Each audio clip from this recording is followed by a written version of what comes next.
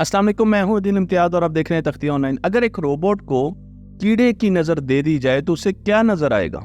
आज का सवाल है और इस सवाल के जवाब में हम टेक्नोलॉजी को डिस्कवर करेंगे कि जब एक रोबोट को ऐसी आंखें लगाई गई जो कि कीड़े से इंस्पायर हुई थी, इंसेक्ट की आंखें थी, तो उसे किस किस्म का नज़र आना शुरू हो गया।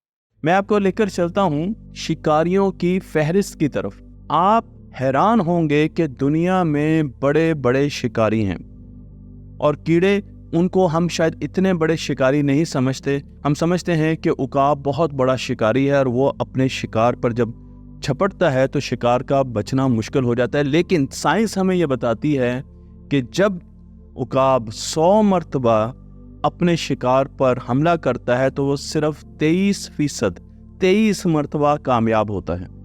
उकाब से बड़ा शिकारी है उल्लू, आउल, जो कि 25 मरतबा 100 मरतबा अगर वो अपने शिकार पर झपटता है तो 25 मरतबा कामयाब होता है। क्या आप जानते हैं कि शेर कितनी मरतबा कामयाब होता है? 30% से कम। 25 से ज़्यादा, 30 से कम मरतबा शेर कामयाब होता है जब वो अपने शिकार की तरफ जाता है। और इसके साथ साथ मुख्तलिफ किस्म के और जानवर हैं जो कि शेर से भी ज़्यादा ख़तरनाक किस्म के शिकारी हैं और उनमें नाम आता है अफ्रीकन डॉग्स का। अफ्रीकी कुत्ते जब किसी शिकार के पीछे जाते हैं और वो हमेशा झुंड में जाते हैं तो 67%, 67% उनकी सक्सेस रेट है। वो 67 मरतबा अपने शिकार को काबू में कर लेते हैं। 67% अभी तक हमारे पास सबसे बड़ा नंबर यह है। लेकिन अब मैं आपको एक ऐसे इंसेक्ट की तरफ लेकर जाना जा रहा हूँ जो कि हमारी ज़िंदगियों में आम फिरता है। अगर मैं बाहर चला जाऊँ, अभी भी अपने लॉन में चला जाऊँ, तो शायद वहाँ पर भी मुझे 2-4 मिल जाएं, जिसे ड्रैगन फ्लाई कहा जाता है। और ड्रैगन फ्लाई का सक्सेस रेट हंटिंग में, शिकार करने में 100% है।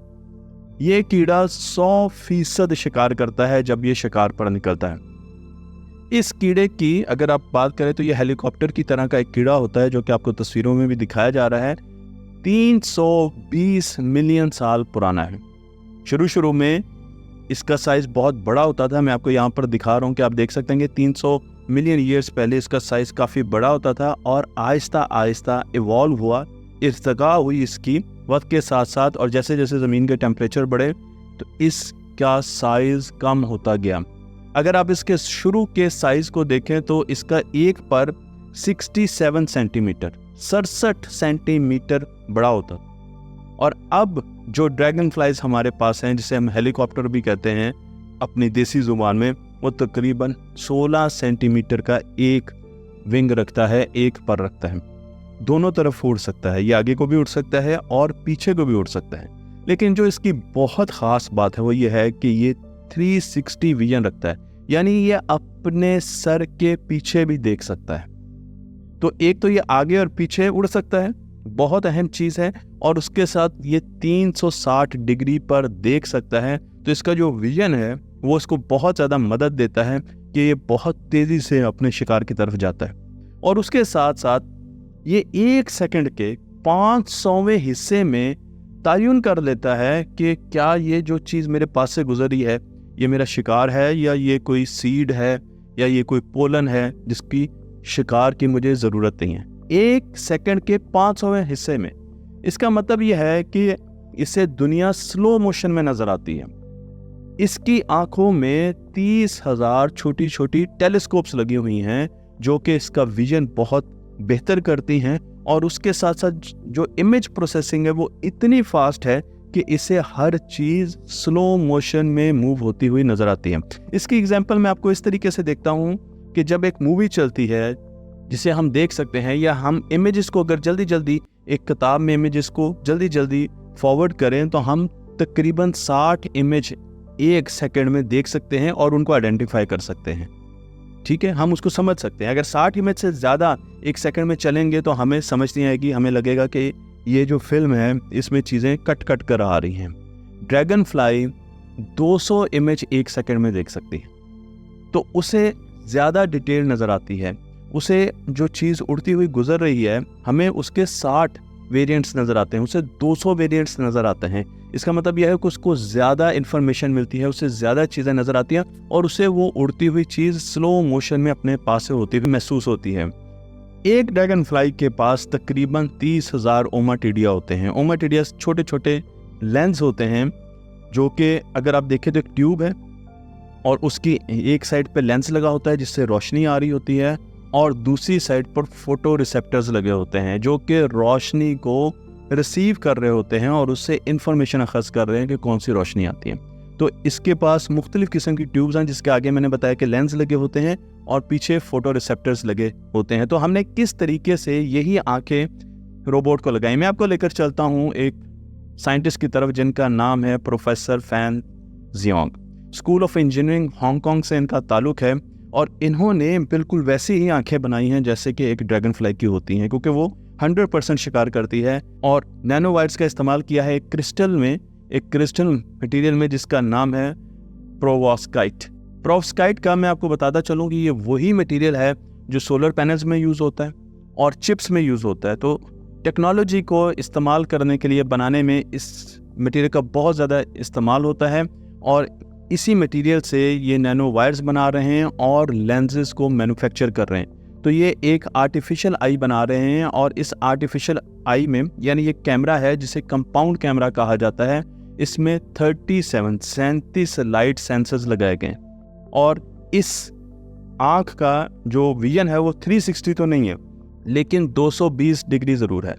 तो हेलीकॉप्टर को या ड्रैगन फ्लाई को पीछे से आती हुई चीज़ नज़र आ जाती है, लेकिन इन्हें पीछे से आती हुई इस रोबोट को चीज़ नज़र नहीं आएगी, बल्कि वो कुछ एंगल पर आएगी तब इन्हें वो चीज़ नज़र आएगी।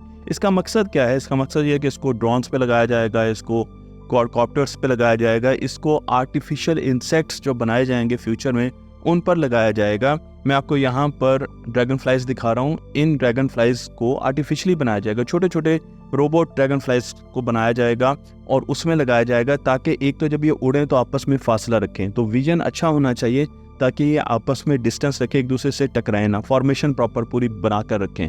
और दूसरा ये है कि इनको स्पाइंग के लिए यूज़ किया जाएगा। तो आपके इलाके में अगर छोटे छोटे ड्रैगन फ्लाइज आ रही हैं और वो हर तरफ देख सकते हैं, तो ये बहुत ही अच्छा एक मंसूबा होगा जासूसी के लिए। तो जासूसी के लिए इस्तेमाल किया जाएगा और मुख्तलिफ़ किस्म की इंस्पेक्शंस के लिए, फैक्ट्रीज़ की इंस्पेक्शन के लिए जिसमें बहुत बड़ी वेसल्स लगी हुई हैं, वहाँ पर आप जहाँ पर ड्रोन्स नहीं भेज सकते वहाँ पर आप इन ड्रैगन फ्लाइज को भेज देंगे, तो वो भी हमें एक एप्लीकेशन नज़र आती है। बायोमिमिक्री इस सब्जेक्ट का नाम है, जिसमें हम नेचर से चीज़ें इंस्पायर होते हैं। नेचर से हमें ड्रैगन फ्लाइज नेचर से नज़र आई, उनमें एक बहुत बड़ी कैपेबिलिटी नज़र आई कि वो 100% शिकार करते हैं। क्यों करते हैं? क्योंकि उनका विजन बहुत बड़ा होता है और उनकी आंखें स्पेशल किस्म की होती हैं। तो उससे इंस्पायर होकर हमने बिल्कुल वैसी ही आइज़ बनाई और हमने रोबोट को दे दी और फिर हमने रोबोट का जो कैपेबिलिटीज़ हैं उनको देखना शुरू कर दिया। तो हमें अंदाज़ा हुआ कि रोबोट की कैपेबिलिटी बहुत बढ़ चुकी है। तो जब हम नेचर से कोई चीज़ लेकर टेक्नोलॉजी में कन्वर्ट करते हैं तो इस पूरे सब्जेक्ट को बायोमिमिक्री कहते हैं, जिस पर मैं बहुत सी वीडियोस बना चुका हूं और ये बायोमिमिक्री का एक शाकार है। तो आपके ख्याल में इन ड्रैगन फ्लाइज को, आर्टिफिशियल रोबोट्स को कैसे इस्तेमाल किया जाएगा, कहाँ कहाँ पर इनकी एप्लीकेशन हो सकती है और हमें इन्हें कैसे आगे देख सकते हैं? थ्रेट के तौर पे भी देख सकते हैं, क्योंकि अगर हमारा दुश्मन इससे इस्तेमाल करे, और अपने लिए हम इससे कैसे इस्तेमाल कर सकते हैं। तो ये आपने ज़रूर कमेंट्स में लिखना है और हमें अपनी इन्फॉर्मेशन से मुस्तफ़ीद करना है। तख्ती ऑनलाइन को लाइक कीजिए, शेयर कीजिए और इस इल्म को दूसरों तक पहुँचाते रहिए।